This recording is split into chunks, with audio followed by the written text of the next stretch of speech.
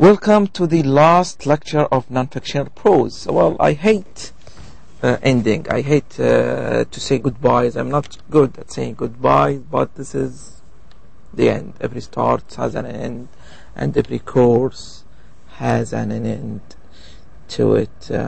Today we are going to talk about the final exam, the most crucial, controversial issue that you always ask about, the final exam.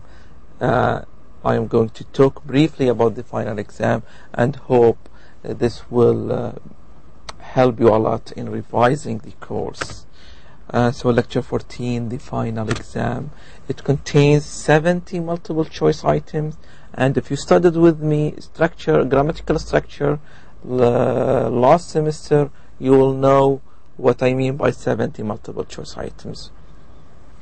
The difference is that that course was about structure, grammar, rules. In this course we have reading, so we must have some reading passages and then some questions about reading. And if we define reading comprehension, we see that reading involves comprehending and understanding some information. There are some vocabulary that we should know from context. There are some vocabulary that we studied about compound, prefixes, suffixes. So in general, the test will be about these three things: understanding information from passages, and then getting the meaning from some difficult words from context, and the compound, suffixes, prefixes, idioms, metaphors, all the types of words or vocabulary that we studied in the course. In the final exam, we are going to have very two short passages that we studied in the book. Will be included in the final exam, and there is only one unseen passage, and it's very short passage, and I'm going to tell you how to deal with this passage. What is included? Everything that we studied is included from unit 1 until unit 6. Exercises or pages that we did not cover, they are not included in the final exam. Only the pages that we studied and covered are included in the final exam, inshallah. This is it about the test in general. If you see the unseen passage, let me just give you an example from the book. For example, let's see a passage. Let's see. Let's go to.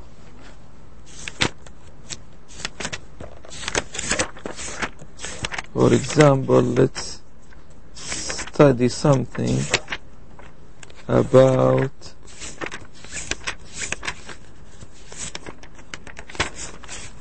no, not here.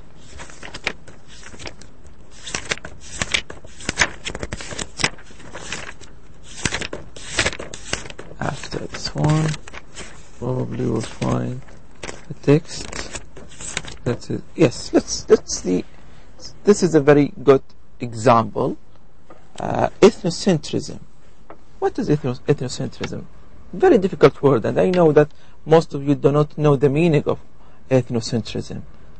I am in the exam. I don't have a dictionary. What should I do? You need to read very carefully so you understand the topic. So let's read.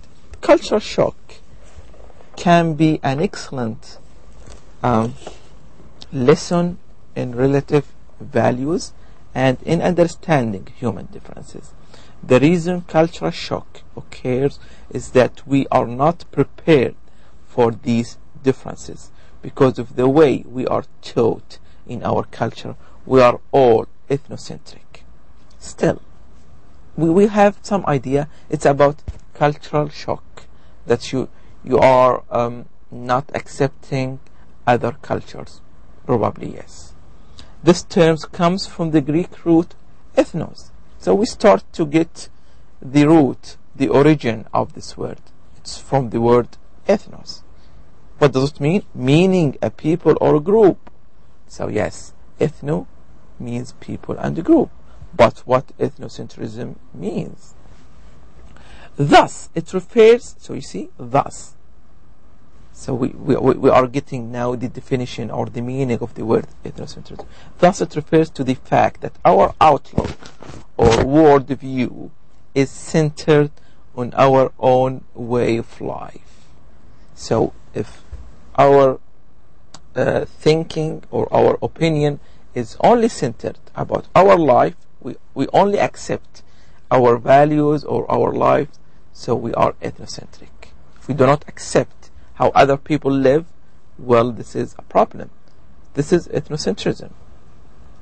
So ethnocentrism is, so you see now, the definition of ethnocentrism is the belief that one's own patterns of behavior are the best. So if you believe that your practices, your life is the best thing in the world, other people's lives is bad.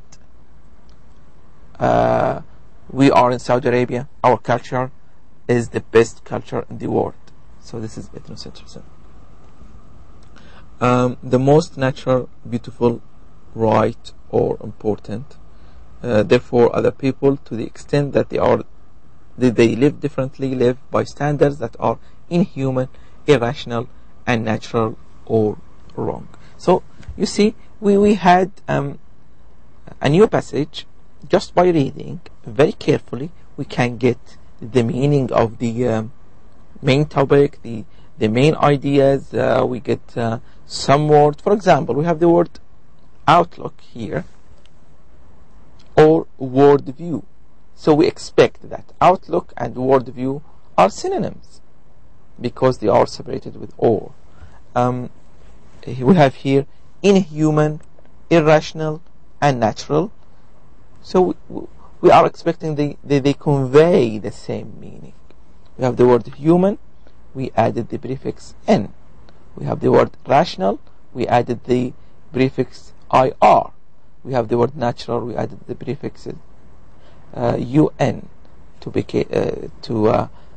make them negative. So you see, we can apply what we have studied about suffixes, prefixes here to get the meaning of some difficult word. For example, we have here open-minded.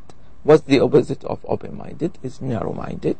So we get to know the difficult words so we can understand this passage. So if you have a new passage that we have not studied, do not panic.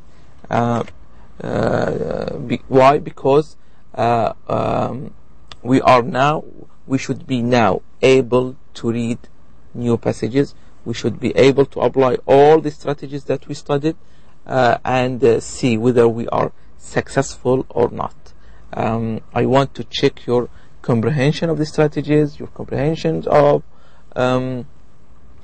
new passages, so we get benefit from the course. If I give you questions in the final exam, which are all from the book, it's going to be a memory test, not a reading comprehension test. I should include at least some questions, 6 or 10 questions, just to check your comprehension, just to differentiate between people who exert efforts, who pay time, who study very well, who study hard, and those people who just want to memorize things and come to the final exam. I know these people are busy, but there should be a difference between the two kinds. Why? Because these people deserve to get more than these people, because these people studied harder than these people. So in the final exam, do not panic. Say Bismillah, and I'm sure you will find the final exam very easy. If you study very well, you will find it very easy. Wish you all the best, and probably I'll see you next term or not, I'm not sure yet, but I wish you all the best inshallah, and thank you very much.